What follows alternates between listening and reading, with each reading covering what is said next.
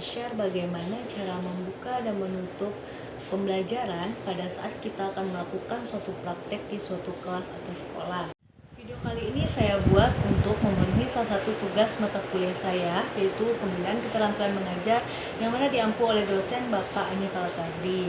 Nah, di sini saya akan perkenalkan diri terlebih dahulu. Perkenalkan, nama saya Lola Febriani, NIM 18002195 dari jurusan Administrasi Pendidikan, Fakultas Ilmu Pendidikan, Universitas Negeri Padang. Nah, untuk lebih tahunya bagaimana cara membuka dan menutup proses pembelajaran di suatu kelas, maka saksikan video selanjutnya. Assalamualaikum warahmatullahi wabarakatuh. Bagaimana kabarnya Anda semua? Alhamdulillah baik. Semoga kita dihindarkan dari segala penyakit yang akan menyerang kita, dianjurkan oleh pemerintah kita, sehingga kita dapat terhindar dari yang namanya virus COVID-19 ini. Nah, baiklah, sebelum kita untuk memulai pembelajaran, sebenarnya kita berdoa terlebih dahulu. Apakah ada yang bisa bantu Ibu untuk memimpin doa kita pada pagi hari ini? Ya, silakan kepada Iqbal, silakan. Amin. Nah, baiklah, terima kasih kepada Iqbal yang telah memimpin doa kita pada pagi hari ini. Nah, sebelum kita masuki pembelajaran pada pagi hari ini, terlebih dahulu Ibu akan mengambil absen.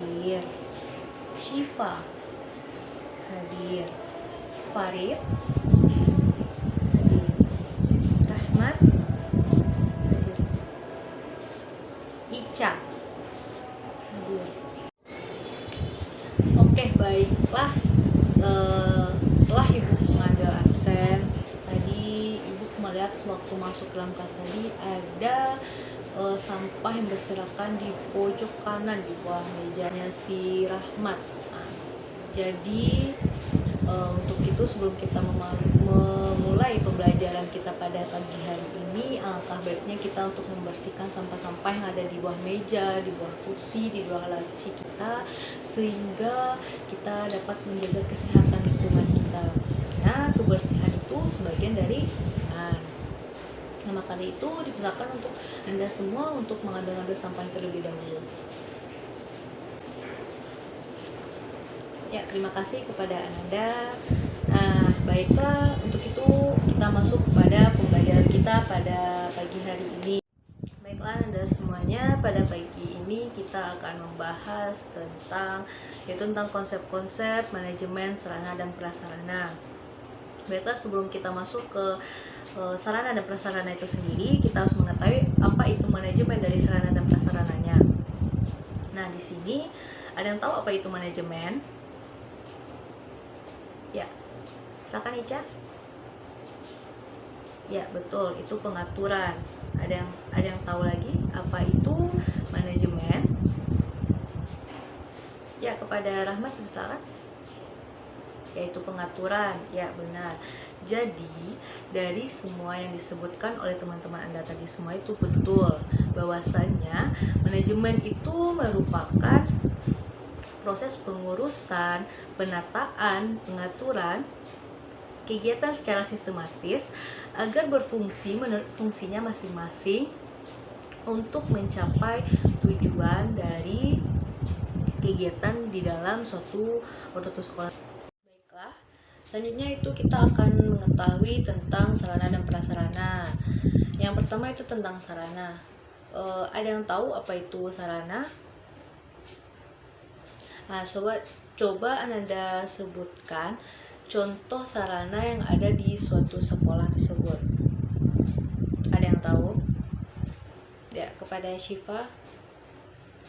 Ya, benar sekali.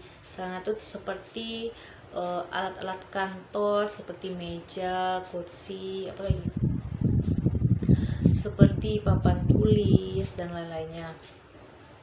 Nah, jadi yang disebutkan tadi itu benar, bahwasanya sarana itu adalah benda atau barang yang berfungsi sebagai pendukung dan penunjang dalam proses pembelajaran.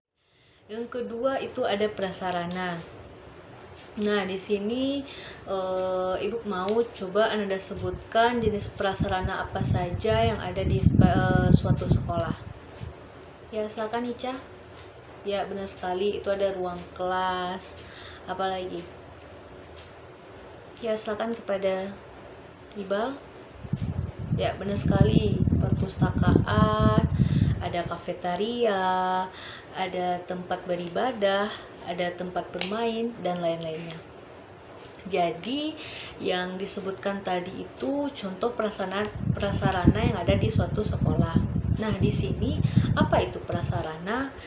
Nah, jadi prasarana di sini maksudnya secara tidak langsung digunakan untuk menunjang proses pembelajaran, akan tetapi di sini dia sebagai penunjang kelangsungan atau kelancaran dari suatu proses pendidikan tersebut. Nah, setelah kita mengetahui apa itu manajemen, sarana, prasarana, jadi dapat kita simpulkan bahwasanya manajemen sarana dan prasarana itu merupakan suatu proses pengaturan, penataan, dan pengurusan sarana dan prasarana sesuai dengan fungsinya masing-masing dalam proses pembelajaran, di mana di sini untuk mencapai tujuan pendidikan yang telah ditetapkan sebelumnya.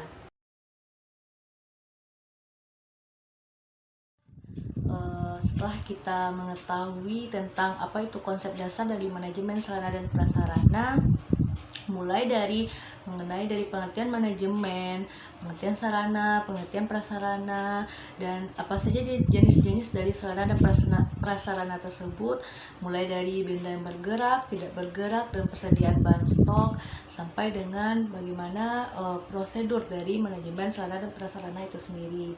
Mulai dari analisis rencana kebutuhan, pengadaan, penyimpanan, penyaluran, inventarisasi, pemeliharaan, penghapusan, sampai nanti pengawasan. Nah, sampai di sini dulu materi kita pada pagi hari ini. Nah, untuk pertemuan kita berikutnya atau materi kita berikutnya itu diharapkan Anda semua membuat resume tentang analisis kebutuhan rencana dari sarana dan prasarana, dan juga bagaimana pengadaan dari sarana dan prasarana itu sendiri. Mungkin sekian dulu untuk perjumpaan kita pada hari ini. Kita sudahi dengan wabillahi taufiq wal hidayah. Wassalamualaikum warahmatullahi wabarakatuh.